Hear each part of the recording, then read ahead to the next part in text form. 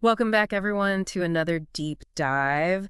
And this time, we're headed to the Scottish Highlands. Ah, yes. Picture those rugged peaks, maybe a little mist rolling through, and nestled right in there, we've got ourselves a brand new distillery, but it's already making waves in the whiskey world. You familiar with this one? The Cairn Distillery. Oh, absolutely. The Cairn distillery.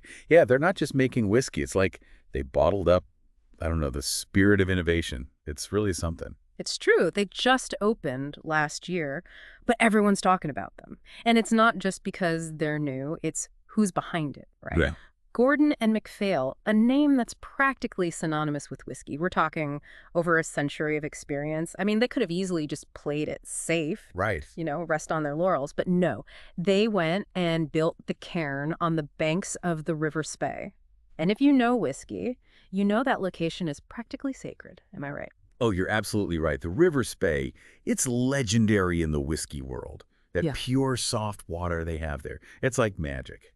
It gives Speyside whiskeys, that's the region, this incredible elegance, this balance you just don't find everywhere. It's like with terroir, you don't fight against it. You lean into it. Hmm. And the Cairn, they get that. Yeah. They get it. Sourcing their barley locally, using that spatial water, it's all connected. See, that's what I love to hear. It's that deep respect for tradition, but then they hit you with these cutting edge ideas. It's a really cool contrast. Yeah. It actually reminds me of why they named the distillery after cairns, those ancient stone piles you find scattered all over the Highlands. Oh, yeah. They're like guideposts, just like Gordon and MacPhail are guiding, in a way, the future of whiskey.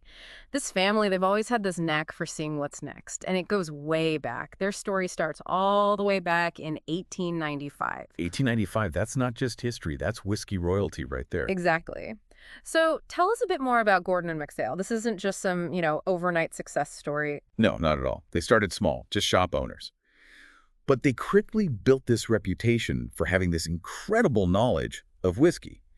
And over time, they became wholesalers, then bottlers, and then, get this, in 1993, boom, they acquire Benromac Distillery. Wow. And that really showed everyone they weren't just curators of whiskey, they were creators. I like that. It's like they're playing 4D chess while everyone else is still figuring out checkers. Yeah, that's a great way to put it. So with the Cairn, they're bringing all that experience, all that history, but also this real willingness to experiment. It's like they've earned the right to say, hey, we know the rules, but we're going to bend them a little, make something truly special. And you know what? That's what gets whiskey lovers excited. That hint of the unexpected.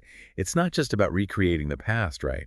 It's about taking that heritage and using it to push the boundaries of what whiskey can be. And they're doing that on so many levels. I mean, we're talking about the ingredients, the actual distillation process, even their commitment to the environment, which is huge.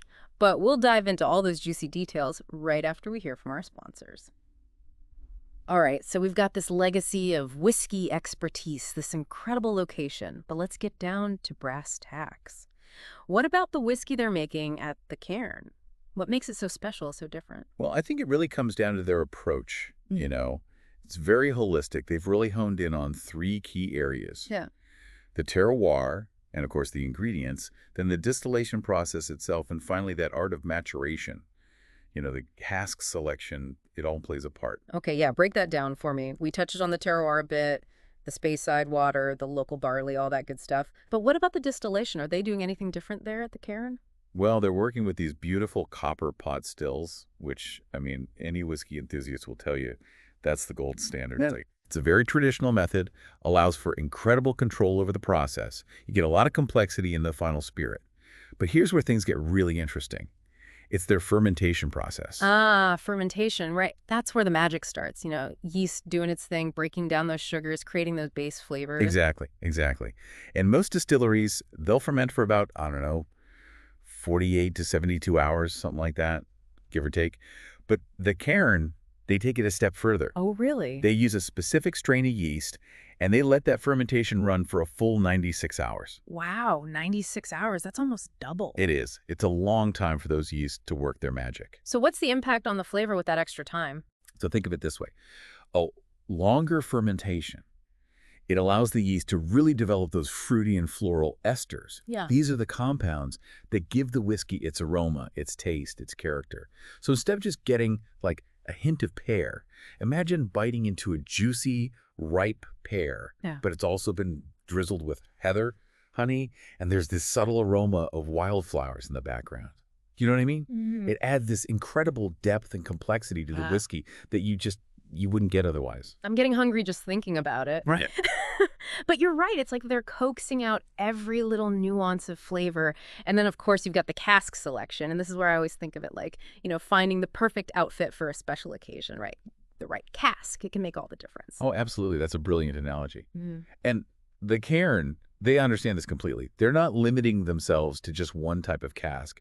They're experimenting with ex-bourbon barrels, which, of course, lend those lovely notes of vanilla, caramel, all that good stuff. Right. But they're also using sherry casks, known for that rich, dried fruit spice character. And it allows them to create this really diverse range of whiskeys, each with its own unique personality. It's great. It is. So let's talk about those whiskeys. For someone lucky enough to find a bottle of the Cairn out there in the wild, what can they expect? They've got their core range, single malt, and then those limited edition bottlings too, right? They do, yeah. So they're single malt. Even at this young age, it's already turning heads. It's incredibly well balanced. You've got those signature orchard fruit notes that we talked about, that lovely honeyed sweetness. And then on the finish, just this whisper of vanilla. And as it continues to mature, we can only expect those flavors to deepen, integrate even further.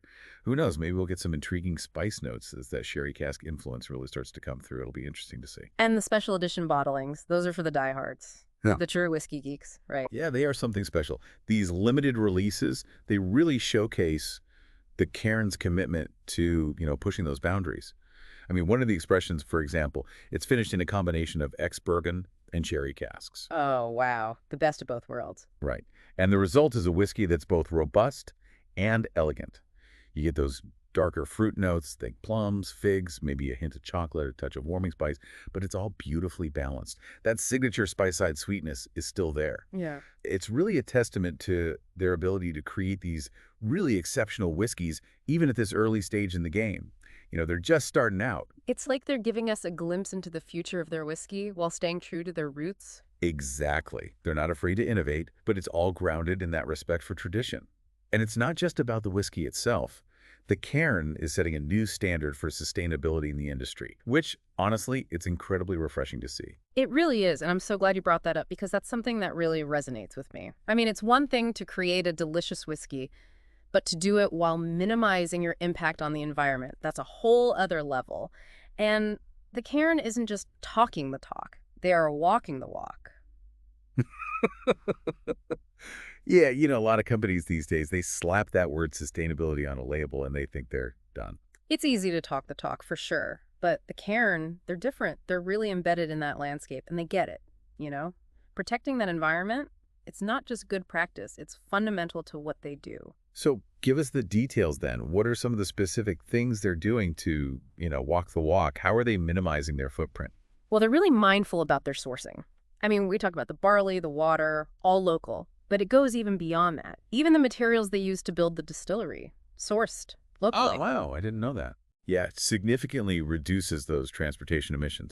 Plus, they've got all these energy-efficient practices in place. Yeah. And they're constantly looking for ways to minimize waste, always innovating on that front. That's great and everything, but honestly, it's their involvement in actual conservation efforts that I find really inspiring. It's like they're not even just trying to do less harm, they're trying to make a real positive impact. Yeah, no, you hit the nail on the head. They're not just thinking about their little corner of the world. Yeah. Like, take the golden-eyed ducks. They're native to the Highlands. Beautiful birds. Yeah. And the Cairn noticed their numbers were declining. So they took action. They installed all these nesting boxes around the distillery, gave those birds a safe place to breed, raise their young. Oh, that's fantastic. See, that's what I mean. They're thinking about the whole ecosystem. Exactly. And it's not just the ducks. They're also focusing on dragonflies. Dragonflies. Yeah, dragonflies, they're really important, indicators of a healthy ecosystem. So the Cairn created these new wetland areas specifically to support dragonfly populations. So they're basically running a whiskey distillery and a nature preserve all in one. I love it. That's a great way to put it. And they're planting trees too, aspen trees along the river spay to help prevent erosion and improve water quality. It's all connected, right? It is. And it's so interesting to me when you really think about it, this whole respect for the environment, this commitment to sustainability, it's totally in line with the traditions of whiskey making, right? It's always been about taking what the land provides, but preserving it, respecting it for generations to come. Couldn't have said it better myself. Yeah.